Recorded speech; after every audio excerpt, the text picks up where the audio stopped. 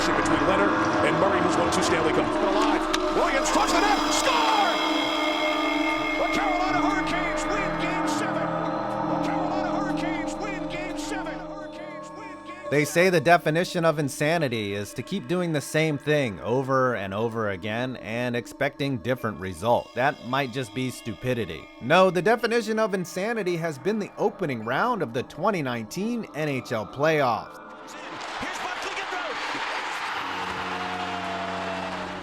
We've had upsets galore, teams choking harder than Mama Cass on a ham sandwich, huge calls from the refs that swung the momentum in different ways, the return of the memes, and some salty tears that flooded the hockey Twitter sphere in a biblical deluge of sadness. Yes, this first round has been absolutely nuts, and I'm going to tell you why we should all get used to it, and that's coming up right after this. So I've taught you about manscaping and how cutting down the bushes makes the tree look bigger and the confidence that brings. And for those of you who put on your business socks and get down to business, if you want that call back, you better take care of your feet after your business is done. That's where Manscaped's new product, the Foot Duster, comes in. It's a spray that has active pH control to keep your feet smelling nice and gives you 24-hour stinky feet protection. There's nothing more horrific than waking up for round 2 and ending up full-handed because your feet smell like a hot dumpster fire. The Foot Duster was featured in Fast Company and is endorsed by pro skateboarder Windsor James, who has much nicer feet than me. So after this video, head on over to the link below, enter in my code POINT20 and get 20% off your first order. I'm telling you, the Foot Duster will keep your feet smelling nice. Again,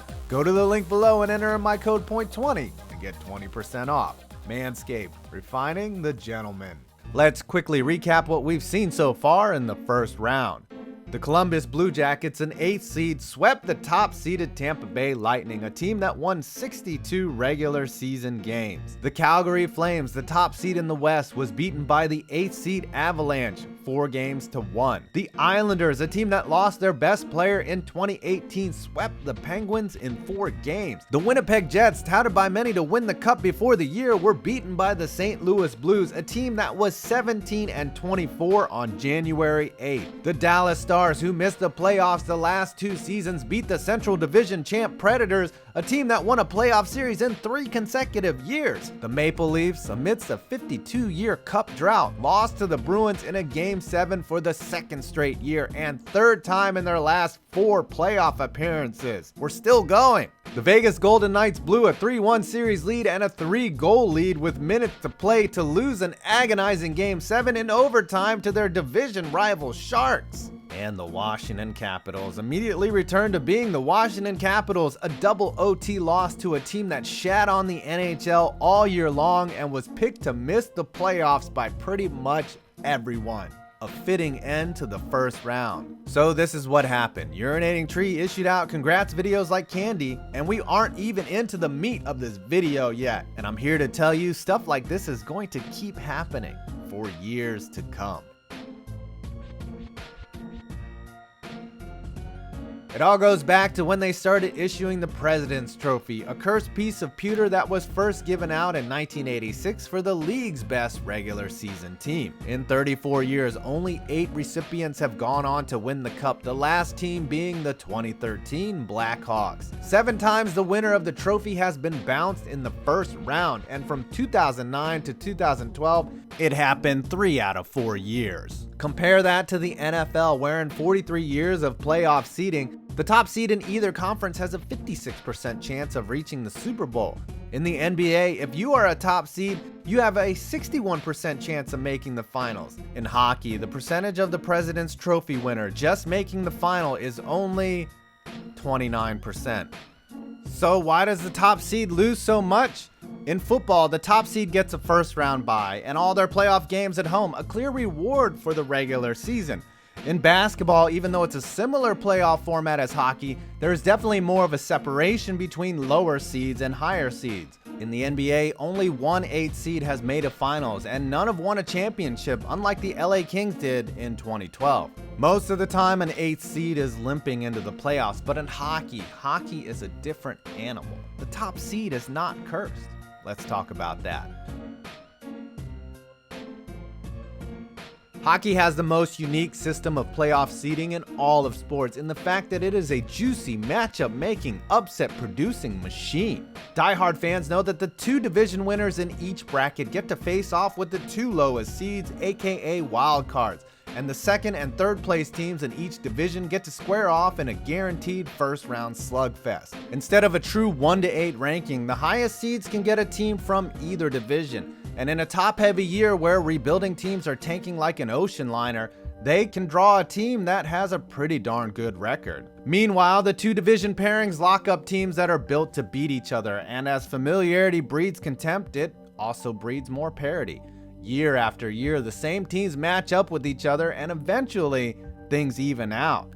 The Caps finally broke through the Penguins last year. The Leafs, however, top seeds have more matchup variability than the 2 and 3 seeds, and it can make game prep more difficult. The division rivals know each other. The scouting is more second nature. But with the top seeds, they might not know who the wild cards are until the last day of the season. It puts them a little behind the 8 ball. Case in point, President's Trophy winner Tampa played the Blue Jackets 3 times in the regular season, smoking them 8-2, 4-0, and 5-1 respectively. However, the last time they played them was February 18th, 50 days prior to their April 10th first round game, and 7 days prior to the trade deadline. A lot had changed about the Blue Jackets in that time frame. CBJ had to scrap to get into the playoffs, so Tampa was left with little time to scout them. This was an upset that was sneaking in the grass, ready to strike. Hey, this is a good segue. Let's talk about hockey's version of metamorphosis. Hi, this is John Tortorella. I'm in the middle of a press conference here, and you're no, that's okay. I'd rather talk to you than your husband. I mean, your son. So. It's February 25th, 2019, and hockey Twitter is hitting refresh like a 10-year-old kid mashing buttons in Smash Bros. Everything that you could have missed while you were sleeping. Fine. This is gonna be fun. Though not many blockbusters happened, some things that shaped the first round did. The Blue Jackets airlifted Matt Duchene and Ryan Dzingel from the tire fire that was Ottawa for prospects and picks, and Anthony Duclair. The Stars picked up Matt Zuccarello. The Bruins, Charlie Coyle. The Sharks got Nyquist. The Avalanche got Derek Brassard. The Penguins got a traffic cone. Though there were too many moves to list, and some worked and some didn't, but one thing is for sure, with less than 6 weeks until playoff time, the NHL gets flipped on its ear at the trade deadline. Prior to this year, since 1968, 592 trades involving 1,114 players and 409 draft picks have swapped hands at the deadline. And with that much activity, though not like the sneeches on the beaches, surely this day has altered playoffs and the future of the league in significant ways. Buyers buy and sellers sell. Teams dump bad contracts. The Penguins picked up slower players in an effort to kick that bum Tom Wilson off the couch in their cerebellum. And that all leads to the next factor. Wow. Another good segue. I hate to pick on the Lightning so much, but their collapse has some very identifiable choke points, pun intended. The Bolts did all the right things, built up a core of elite talent, nurtured a Vezina Trophy winner in the net. They were following the formula, and it was working. Over the past 2 years, they started to acquire veteran pieces to support their high-end talent. JT Miller and Ryan McDonough, Dan Girardi, every ex-Ranger under the sun. They developed Braden Point. They were a scoring machine, and 2018 Norris Trophy winner Victor Hedman anchored the defense. Until he got hurt.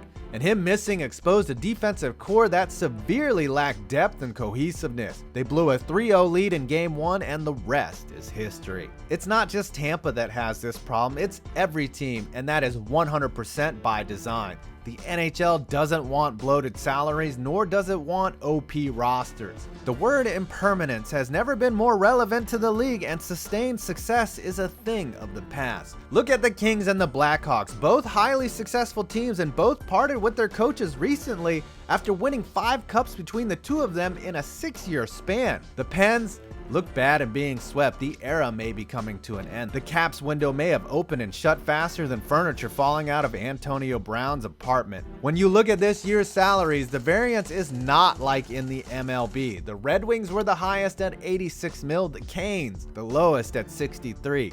3 of the bottom 5 teams in payroll all won a playoff series this year. It's not a rich getting richer thing. It's more like everyone is poor. Sounds like Venezuela. And it's going to be like this for a long time. I could get into analytics and how rosters are shaped because of this, but we don't have all day and enough coffee for that, and I don't want to turn off the comments for this vid when the Corsi and Fenwick guys go all SJW on me. Next. So now that we have discussed the NHL's environment, let's see what life is like actually living in this chaotic jungle. We have 4 main segments on how playoff games are played, the first being the ability of the players to compartmentalize down to one game. There have been 29 comebacks of 3-1 or greater, with 9 of those coming since 2009. 2 of those were 3-0 comebacks, the Flyers in 2010 and the Kings in 2014. It's amazing how the players are better at taking it one game at a time and having the focus to come back. It's not always a cliche. And it doesn't matter if they are on the road or at home.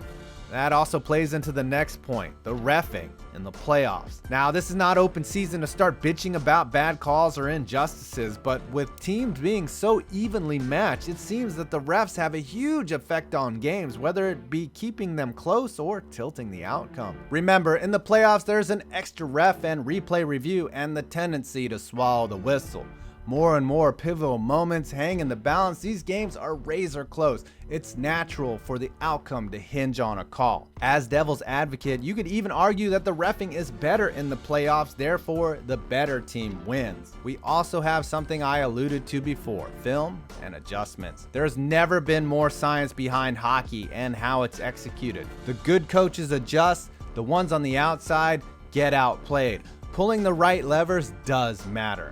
And finally, the last element to crazy hockey outcomes, luck. Yes, when you add up everything laid out before, the parity, the seeding, the hard cap, the refs, the X's and O's, it can't come down to something as simple as luck, can it? Well, when a puck is as tiny as it is, and with a playing surface with 0 friction and big guys throwing rubber at a man in a Halloween costume in front of a nylon cage, yes, luck is going to play a huge factor. Posts get hit, dreams get shattered, cups get raised. Where the hockey gods shine on one team and bless them with fortune, they show absolutely no mercy to those who fall to the victor's feet to wallow in the agony of their own blood and sweat. And as insane as that sounds, we all freaking love it. See you guys in round 2. Well, I hope you enjoyed this video. Please do not forget to check out my sponsor, Manscaped, and hit them up and use my code POINT20 for 20% off your first order. And don't forget to like, comment, and subscribe for more interesting videos on sports. I'm 5 Points Vids, and you made it to the end of this video.